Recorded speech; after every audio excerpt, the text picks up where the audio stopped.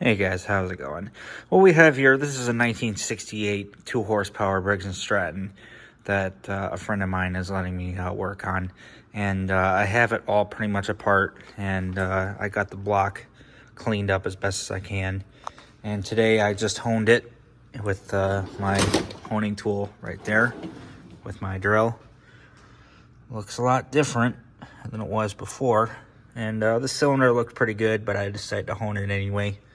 And I was just working on the crankshaft, and the crankshaft looks pretty good to me.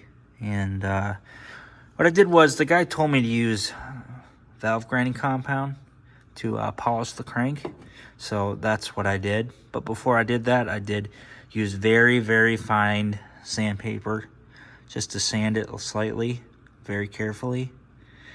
And then I was able to polish it with that valve grinding compound and used a very clean rag. Here's all the other parts stacked up, have it all apart. And the only thing I'm concerned right now is that I just cleaned up the piston, but I'm probably going to replace the piston because I don't know if I can see it. There's a score mark right there.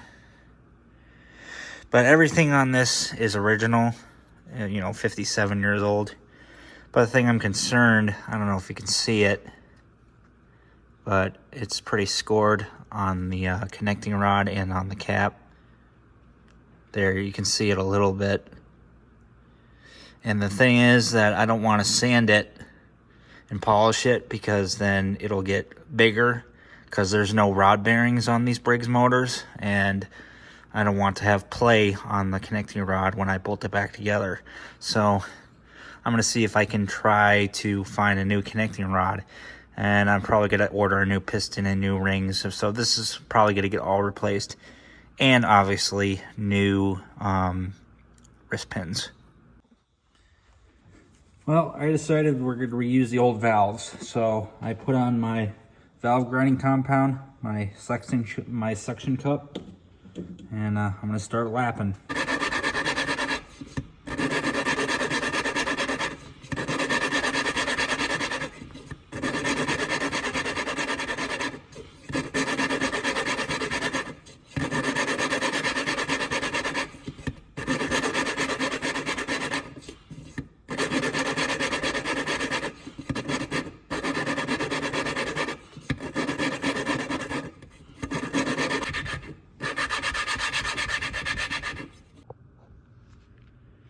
And here's after of the intake valve. Got it all lapped. Did it about like 5-6 minutes. And here's the seat. Got it all clean, best I can. So I'm gonna do the same thing with the exhaust valve, and I'll come right back. All right, after fighting, I got the valves back in and the springs back on with the clips inside. I don't have the tool. Well, I did have the tool, but I couldn't find it, so I had to do it the hard way by using that thing and then prying it on, and that took about like a couple hours, but I got them in. And yes, I did lube them up before I put them in there. And I also put the crank back on and the timing and the other lifters back on too.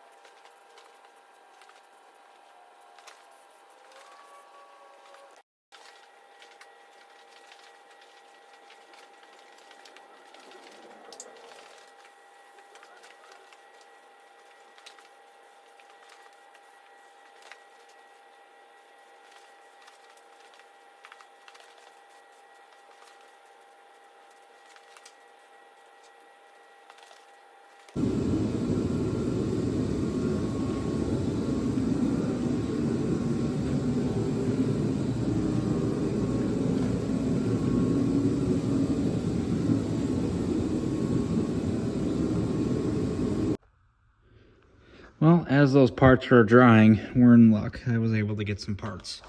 This is a brand new connecting rod that I got from the Briggs website, and there is no scoring. Looks brand new. And I got a brand new spark plug that I got from Advanced Auto Parts. Same thing as the old one. And I was able to get a piston and ring set from eBay that I got cheap. Looks a lot better. No damage to it. And here is the old one. You can see it's got some score marks on it. That one right there. Not too bad, but I would replace it anyway. So anyway, what I have to do now is I have to put the rings on the bore and check the clearance.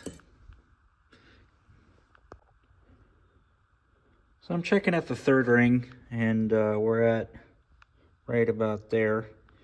And that seems about right, and it's not binding, so that sounds about right.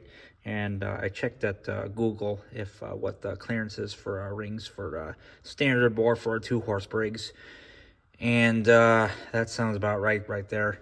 And I believe everything on this motor is original. It's never been rebuilt, and I can tell it hasn't been bored over.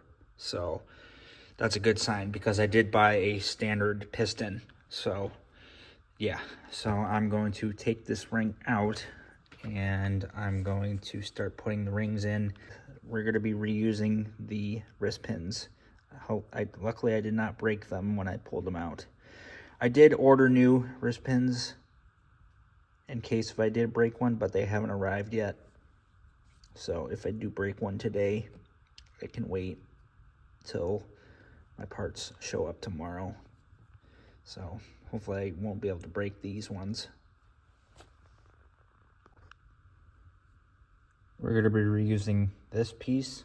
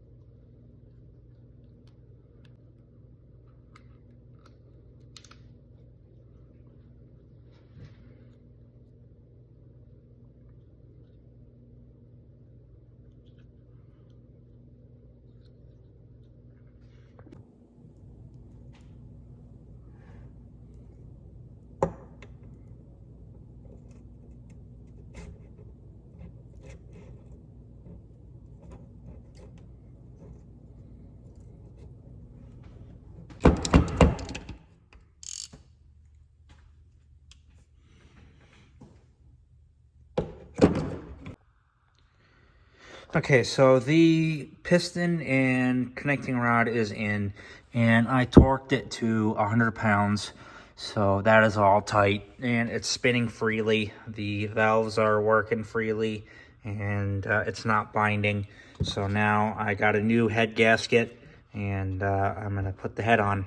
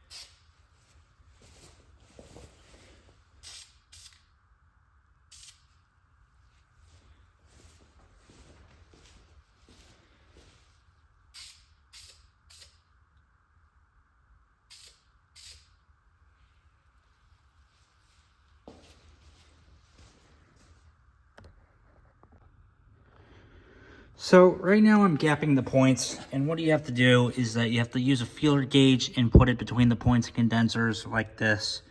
And then you loosen that bolt right there, and then you move the condenser, and then you put it right there, and then you tighten that bolt until you get the right gap. Easy enough.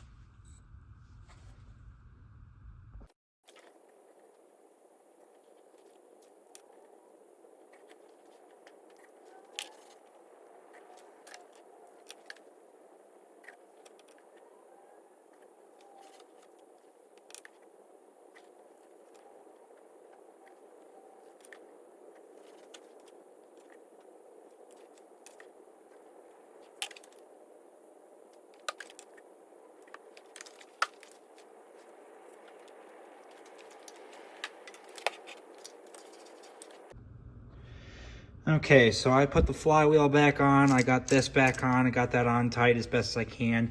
I put the spark plug back on, and we do have sparks, so that's good. So at least the coil is not bad. So now, next step is that I'm going to put the shroud cover back on.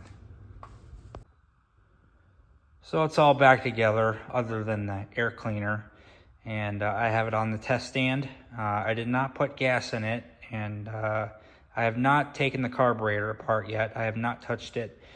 He said it did not leak, so we'll see about that once we put gas in it, but it probably will, but who knows. It has good compression. We have spark. It's not binding or anything, and I turned it over a few times, and it seems like it's spinning freely as it should, and I don't see any oil leaks so far, now that it's been sitting for a while, now that I put oil in it. And so yeah, this will be the moment of truth. Let's see how well I do on a Briggs motor.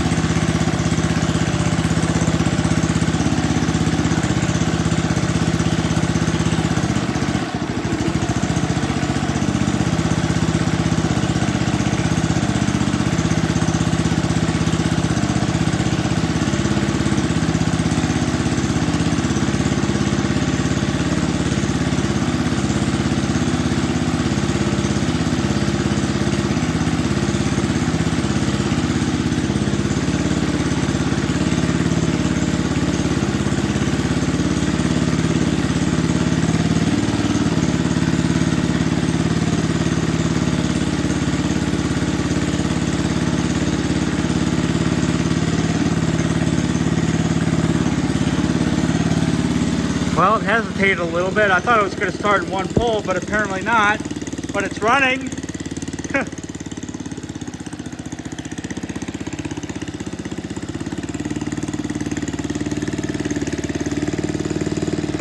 Now we got to let it break in for 10 minutes, let those rings heat up, and then do an oil change.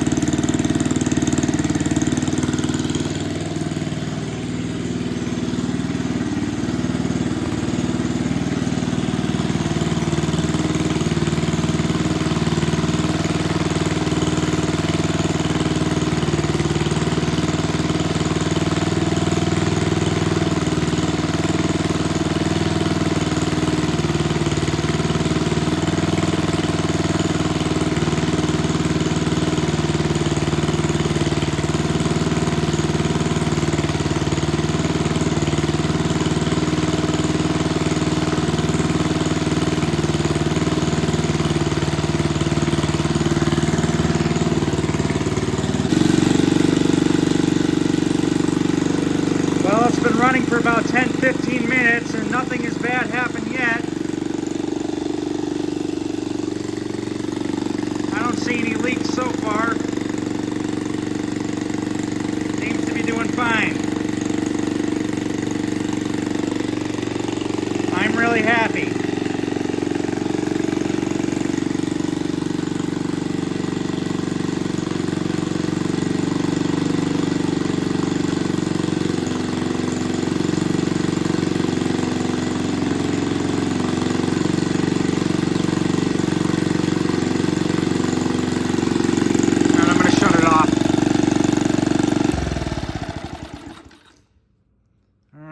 I'm gonna let this cool down. There you have it.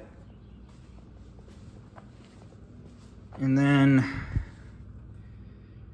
do an oil change, put the air filter back on, and then it's pretty much done. So there you have it. Briggs and Stratton engines are very easy to build. And that is my very first time I ever built a motor.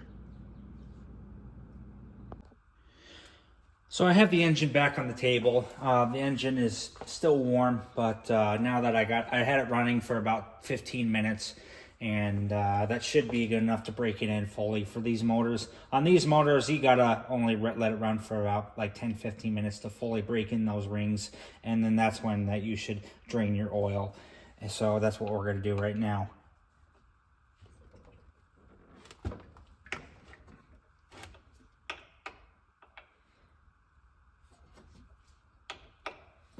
I have my pan right here, so don't worry, I'm not spilling it on the floor. I'm not that stupid.